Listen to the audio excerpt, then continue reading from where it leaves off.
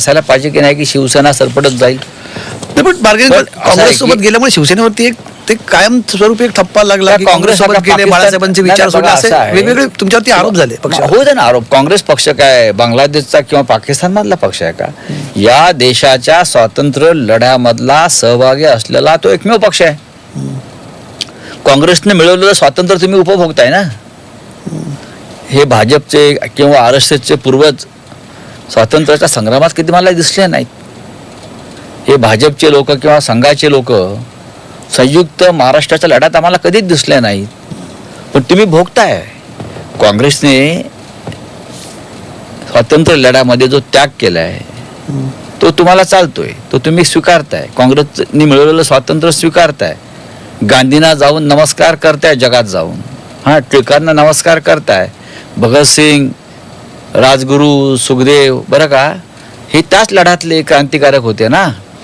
तुमचा एखादा क्रांतिकारक मला दाखवा.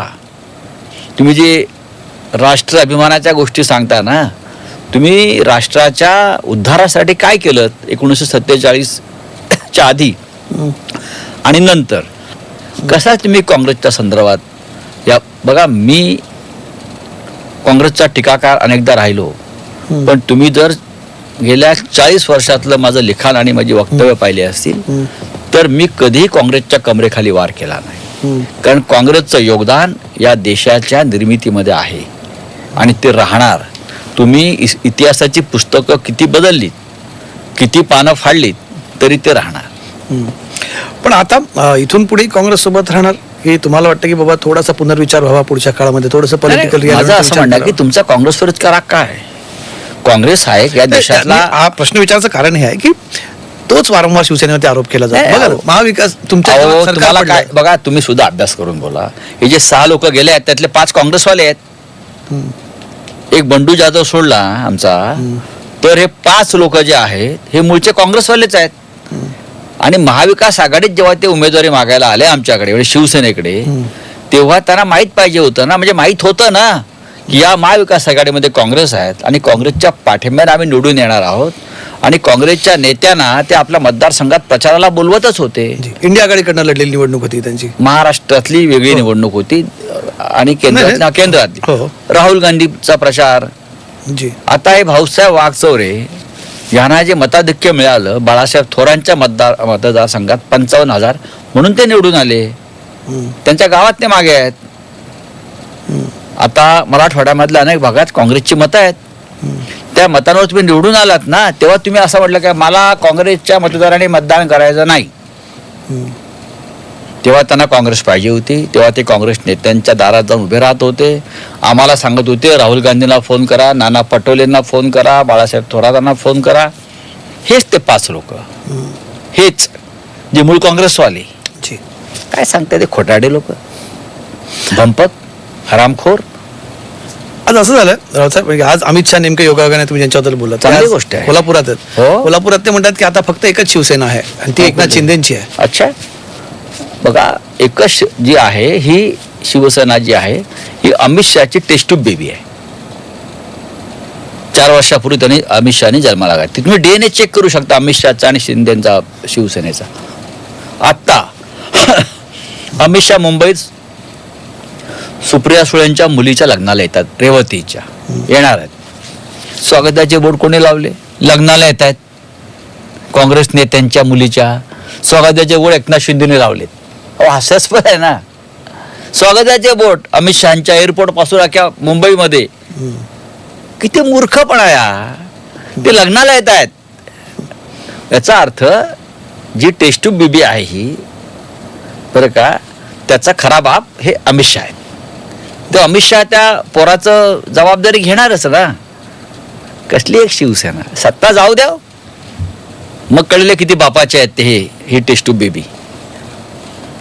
आज राज ठाकरेही म्हणाले की ऑपरेशन टायगर हे एका वेगळ्या राजकारणाची नांदी आहे. 2027 किंवा 29ची तयारी आहे. तुम्ही त्यांच्याशी ॲग्री करतात की राज ठाकरे यांच्या अनेक मतांशी आपल्याला ॲग्री व्हावं लागतं.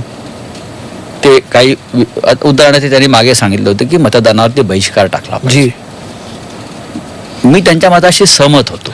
तेव्हा ऐकलं असं तर राज ठाकरेंचं नाही, असं आहे की त्यांनी एक मत मांडलं, तो विचार अख्ख्या देशात जायला पाहिजे होता. पण ते भेटले ना, ममता बॅनर्जींना भेटले, तर बाकीच्यांना भेटले, त्यांनी नाही, कोणी नाही ऐकलं त्यांचं. आज बघा त्यांचाही पक्ष फुटला, तुमचाही पक्ष फुटला, शरद मनसेही पवारांचा पक्ष फुटला वारंवार. हो, पण मग तेव्हा त्यांनी एक विरोधी पक्षाची एकजूट बांधण्याचा प्रयत्न असं आहे केला की आता हळूहळू राज ठाकरे हे राष्ट्रीय राजकारणाच्या प्रवाहात येताना दिसत आहेत. ही चांगली गोष्ट आहे, मी त्यांचं स्वागत करतो. होता. पण तुम्हाला काय म्हणतात ते म्हणतात की ही 29शी तयारी आहे, अमित शहाची पंतप्रधान पदाची तयारी वगैरे, याच्या अमित शहा प्रधानमंत्री नाही होणार त्यांचं जर म्हणणं आहे की त्यासाठी ही सगळी जुळवाजुळव आहे, चालू आहे. पण नाही होणार.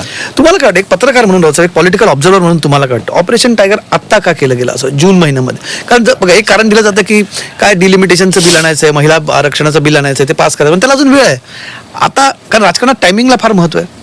तुम्ही नेहमी म्हणतात हा शब्द की राजकारणात टायमिंगला फार महत्व आहे. हे टायमिंग नक्की काय, कुठल्या दिशेने इंगित करतं, काय नक्की तुम्हाला वाटतं? बघा, त्यांच्या मनात हे व्यापारी लोक आहेत, त्यांना दोनच शब्द कळतात, प्रॉफिट अँड लॉस. त्यांना भविष्यातला कोणता लॉस दिसतोय आणि कुठला प्रॉफिट दिसतोय हे त्यांनाच माहिती आहे. त्यांच्या ज्या हिशोबाच्या वया आहेत, त्या हिशोबाच्या वयात त्यांनी काय नोंदी केल्या किंवा करायच्या आहेत ते त्यांनाच माहिती आहे. व्यापाऱ्यांचं अनेकदा दोन वया चोपड्या असतात ना, एक खरी एक खोटी, तर त्यांना सर बघावं लागेल.